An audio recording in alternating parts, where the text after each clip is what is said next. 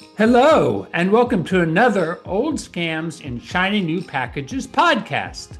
On these podcasts, we use 20th century experiences and ideas to better understand 21st century scams, risks, and potential approaches. My name is John P. Raberger, and I'm here with my podcasting collaborator, Dawn Wood.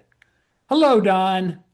Hello, John. Looking forward to this, although I will say I'm just thinking about it in a slightly blue mood. Maybe we can come up with some solutions. Okay, maybe. Well, today I would like to talk about the concept of location services. What I mean specifically by that is the changes that have occurred in the last 20 or 30 years that allow people to know where things are in this world. That is, to know where they are in this world and to know where other things are in this world. I think this is one of these things that is a fairly dramatic change that modern people took for granted. Because I think a big difference between older people like us and younger people is this whole concept of being lost, of genuinely being lost and have no idea where you are in the world. You can't communicate with anybody and you are just lost and you're a little bit afraid and confused and you're maybe thinking worst case scenarios. By and large, those days are basically over. But it's for everybody who grew up in the 20th century, that was a very real phenomenon. Specifically, I remember traveling in both the Soviet Union years ago and China.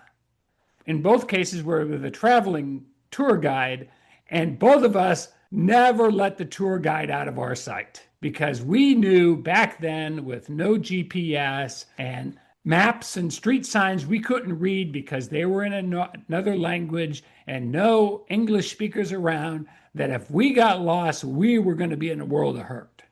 That was a very real issue back then. There was the whole idea of paper maps that everybody had they were magic because you could unfold them and you could not possibly refold them up.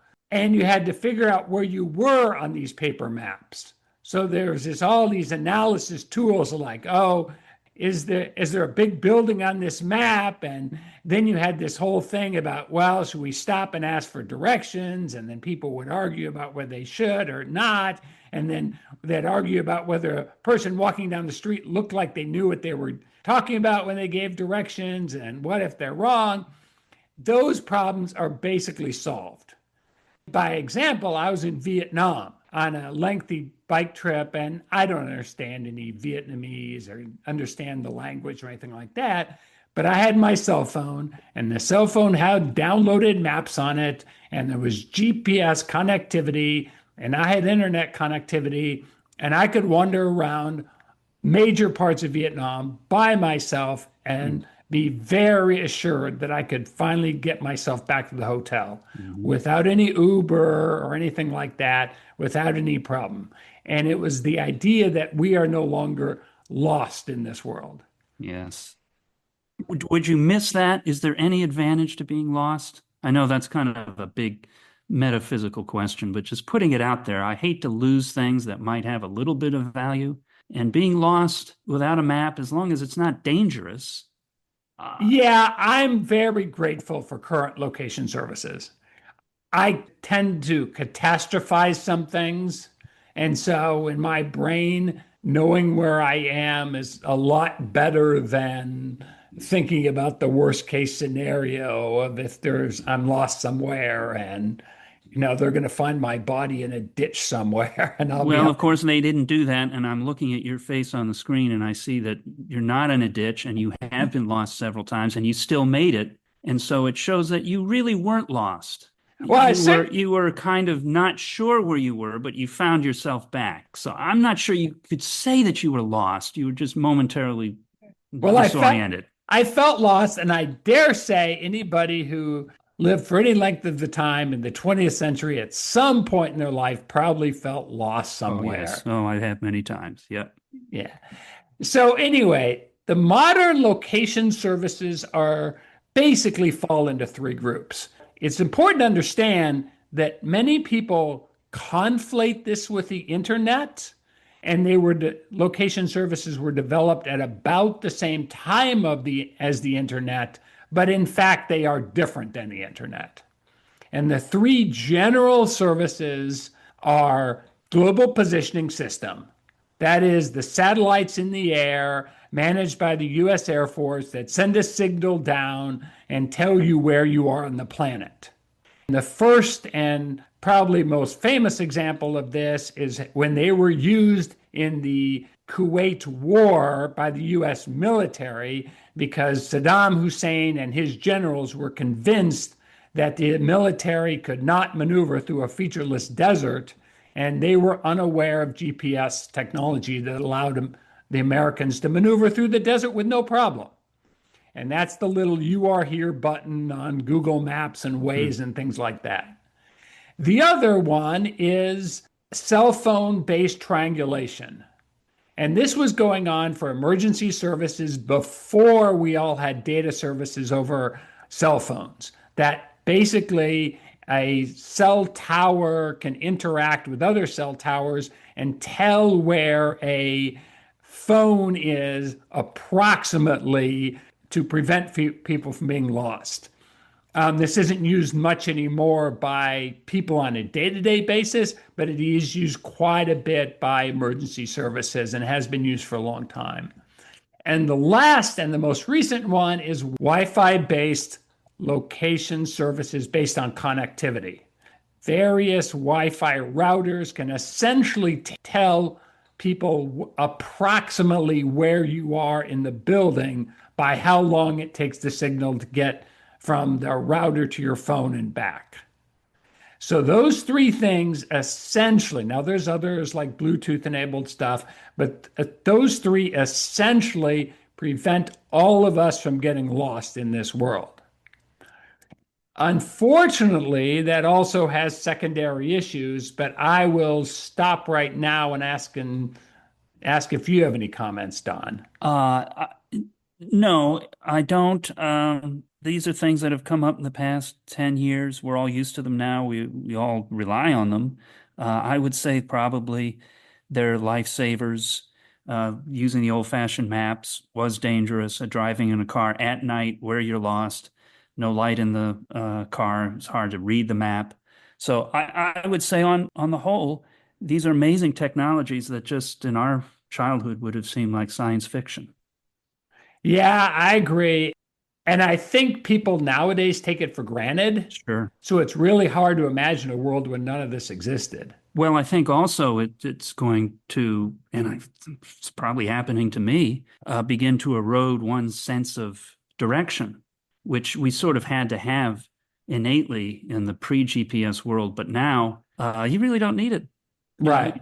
You just rely on GPS. I would say the obverse of that, is that we all more or less might have battery anxiety if we're Yeah. out there. We don't know. We're constantly checking, and once you get to 30%, uh-oh, you've got a problem. So there's Yeah. something else with that too. Yeah, I agree.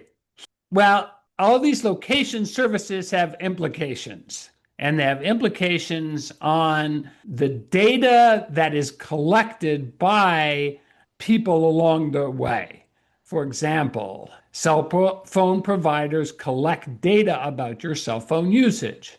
Now, some of that is for planning purposes, so they can figure out what capacity to put on the towers, but some of it is also clearly used for marketing reasons, so they can figure out who you are and where you are and things like that. And this gets into legal issues real fast. As we've pointed out in the past, the US Constitution has no explicit right to privacy, which means this cell phone data becomes very useful. The most recent famous use I've seen for this cell phone data is they can know from this cell phone data which Americans went to Epstein Island. So no matter what people say, no matter what the boarding manifest says, no matter what anybody says, if that person's cell phone has a record of hitting a tower on Epstein Island, guess what? They were on Epstein Island. Now, you don't know what they did there, but they can't deny it once that cell phone data confirms it. Mm-hmm.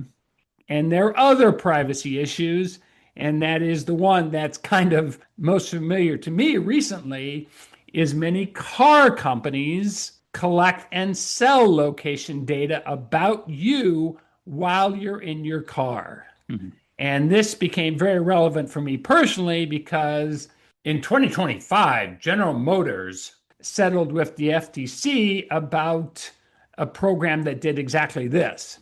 I did not know this when I bought my car. I have a Chevrolet car, and I did not know this when I bought my car. So it's kind of interesting to know the risks that you might not have been aware of before that you probably should be aware of now.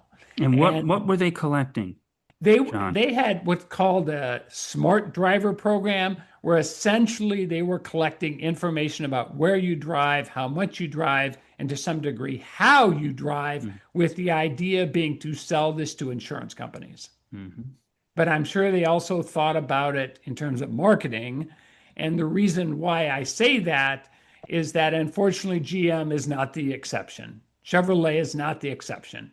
Almost all car companies collect data about you and your driving, including potentially listening to you on the microphones in the car. Almost all cars have microphones nowadays. Some of that recording can be listening to you talking about things while you're in the car. Now, I find that it's got to be illegal. How can it not be? I just If don't understand that. Yeah, it's because if there was something you clicked through along the way about terms and There conditions, you go. Yep. it's probably in the terms and conditions Yeah. in terms of sharing data with our marketing partners and improving product quality and improving system availability and ensuring safe driving conditions and things like that. What was that first sentence? What was it? Sharing data with our marketing partners. Yes. Now, if that could be translated into English that anybody could understand, it might be listening in on what you're saying. It might be collecting information about the car, about like how fast you accelerate or where you are and what speed you're going. So how likely you are to speed or not. They can collect a lot of information. Your car creates and can collect a lot of information about Mm-hmm. itself. Mm-hmm. There's multiple computers in people's newer cars nowadays, so that's not surprising. Yes, I haven't bought a car, honestly, since 2001. So my two vehicles are pre-internet. But you have, as you mentioned, you just bought your car. When you bought it, was there a terms and conditions? Well, I bought it secondhand, but when I went in to sign onto the information system, there was the terms and conditions. There was a click here. And did Yes. you read through it all? No. Who does? We just Who don't do does? it. I know. Exactly. I We know. just don't do it. And we have to, I mean, one of these days we'll petition our congressman to clean that mess up and make these terms and conditions a little bit less lawyerly and more standard and shorter that can instead of saying sharing information with our marketing partners, which just sounds so anodyne, it would say something like, we're listening in to what you're saying. Are you okay with that? I'd like to have that choice. I doubt if their lawyer's going to be thrilled about putting that language in there, but you never know. So anyway, unfortunately, with all these location services, it also makes it easier for scammers. And that scammers can also use all this information to essentially go hunting for their victims. Google has a team that does what's called threat assessment, where they essentially try to figure out how scammers work and what they do. And one thing they found is that scammers try to collect a lot of information to what's called in the business world prospect, but I'm going to use the word hunt for victims. So what they want to do is they want to collect a lot of information about people because the more information they have, the more they can sort of sift through it and figure out who the attractive targets are. And location services are one of those things that if it's stolen, we don't think about it as dramatic. Oh, well, at least the bank didn't lose my social security number and my bank account information. All that they lost was my name, address, cell phone number, and email address. But unfortunately, if you're a scammer and you're looking for attractive targets, you care a lot about address. Because that gives you information about a person's potential assets, wealth, and income based strictly upon their zip code. Mm-hmm. Because certain zip codes tend to accumulate people with higher and lower income levels and higher and lower asset levels, and which makes a person who's in a more affluent area a much more attractive target. It also gives them the ability to contact you, because if the bank can contact you using that email address, then it makes sense for them to want to contact you using that email address too.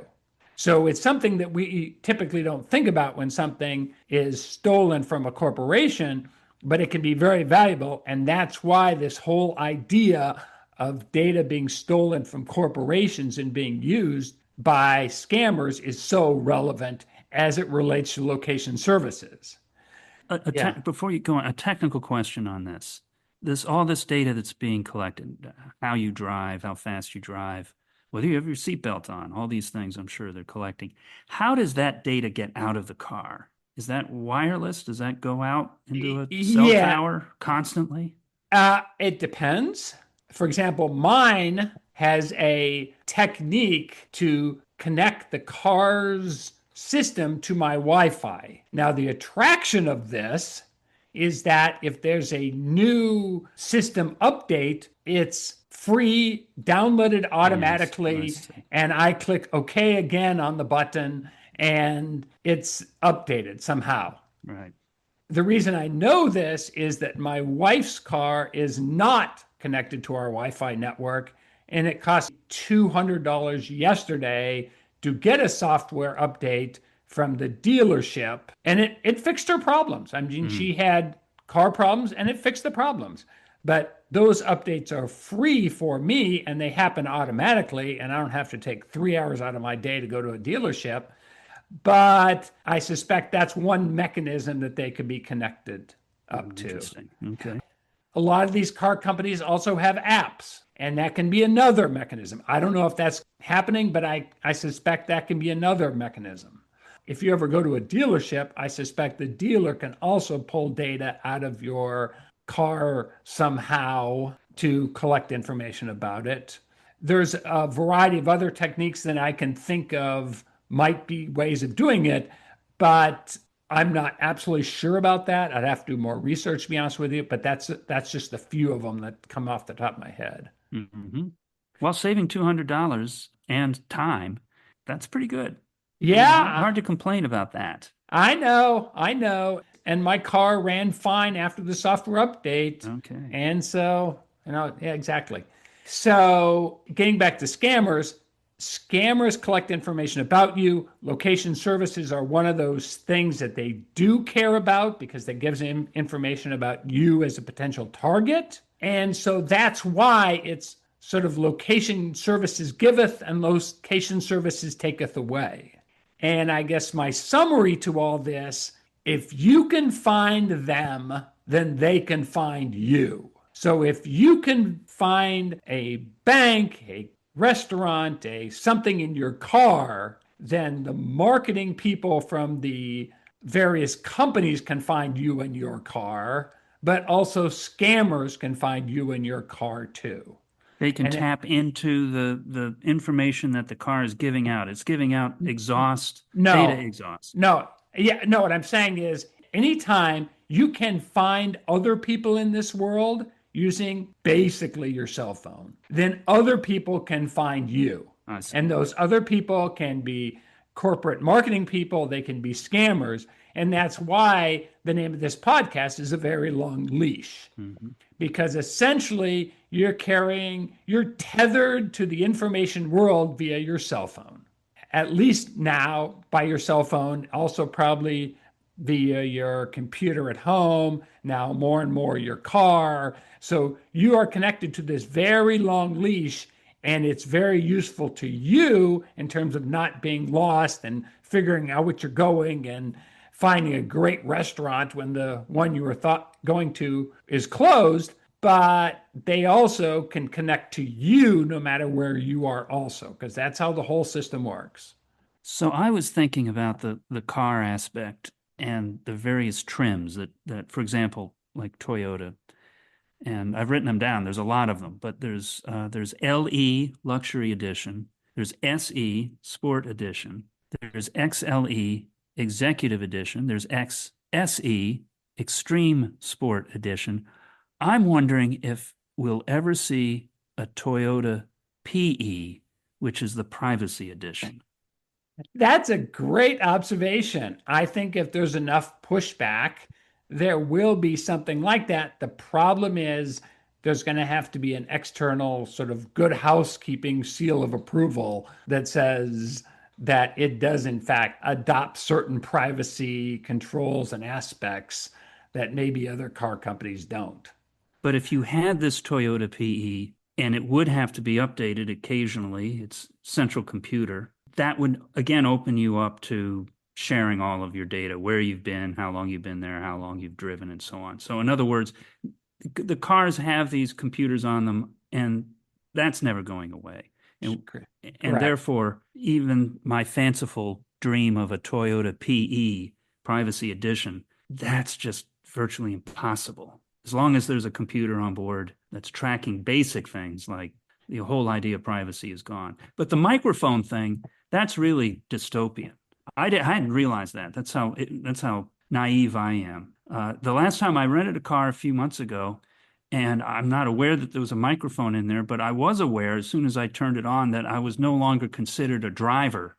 I was considered a user because that's how the screen addressed me, unknown user. So they've even taken driving away from me. I'm now a mere user. And that's funny. It shows you the degree to which the car is just a mechanism for transporting around software, essentially. That's how it felt. And I'm just sort of an afterthought. Oh, You said at the top of the show that this was kind of a depressing area yes, because it shows further encroachments into our lives. yes. But at least people can be aware of it. And people can know the trade offs that they're making in life. And people can decide for themselves the level of privacy that they're willing to give for additional convenience or services or But can they? Can they safety. make that decision, John? Well, I'm going to press you on that because it seems pretty binary to me.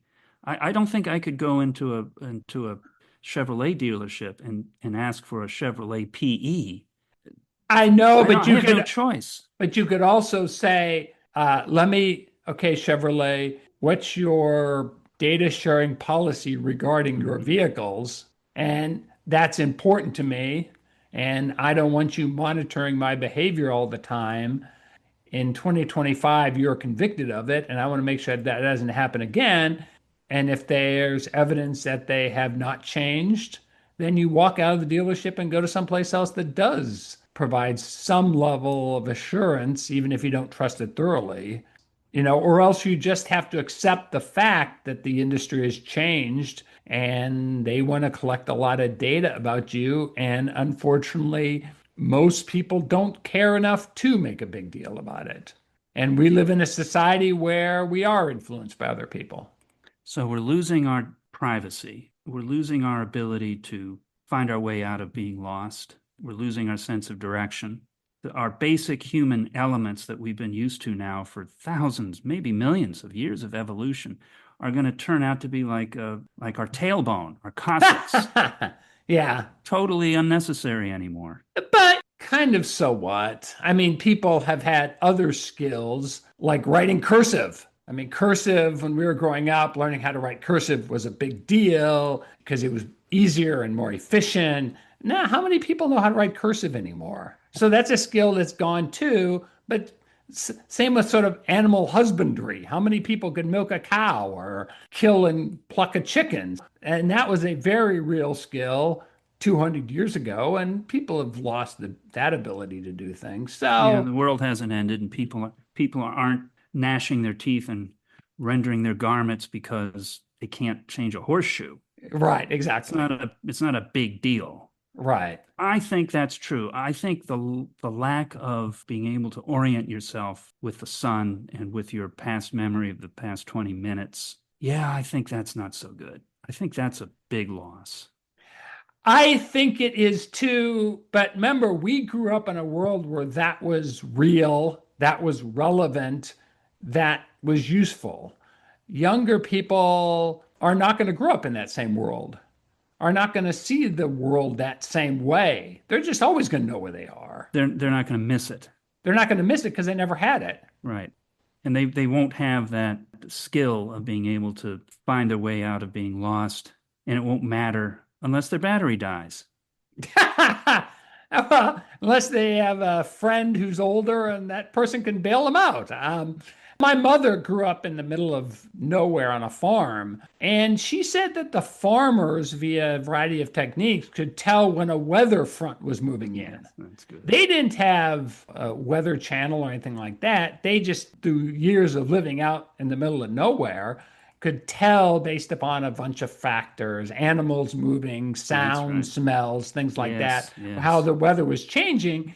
And we've pretty much lost that. So we have more detailed information and we can tell what percentage it's likely to rain tomorrow.